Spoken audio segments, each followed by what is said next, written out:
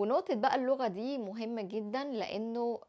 صعب أوي إنه أنتم تبقوا عايشين في بلد ومش بتتكلموا فيها اللغة بتاعتها، ومش بس إن أنتم تبقوا بتتكلموا اللغة بتاعتها، بس إن أنتم كمان تبقوا متقنينها، وتحاولوا إن أنتم كمان لو عندكم أي accent أو لكنة تحاولوا إن أنتم تتخلصوا منها، وتندمجوا أكتر مع اللكنة بتاعة البلد اللي أنتم قاعدين فيها، لإنه ناس كتير بصراحة لمّا بتلاقي إن أنتم عندكم accent أو لكنة بيستبعدوكوا من حاجات معينة، زي مثلًا فرص الشغل، أو مش بياخدوكوا بشكل جد، أو مش شرط إن هم يقربوكوا أوي من دايرة صحابهم، مش عشان حاجة بس لإن ده بيدّي إحساس إن أنتم مش موجودين هنا، أو إن أنتم كمان ممكن إن أنتم هتبقوا فترة وهتمشوا من هنا، ده الإحساس أو الانطباع اللي بيتاخد عمومًا. فاشتغلوا على اللغة بتاعتكم، حاولوا إن أنتم تقروا كتير بالEnglish، وحاولوا إن أنتم تخلّوا معاكم البرنامج اللي هو Google Translate، أول لمّا تلاقوا كلمة مش عارفينها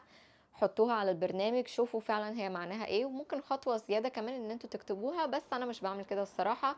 هو كفاية أوي إن أنتم بس تفهموا معناها، لإنه مرّة مع مرّة كده، كده هتسمعوا الكلام ده كتير، والمعنى بتاعها هيلزق في مخكم من غير ما تعملوا أي مجهود.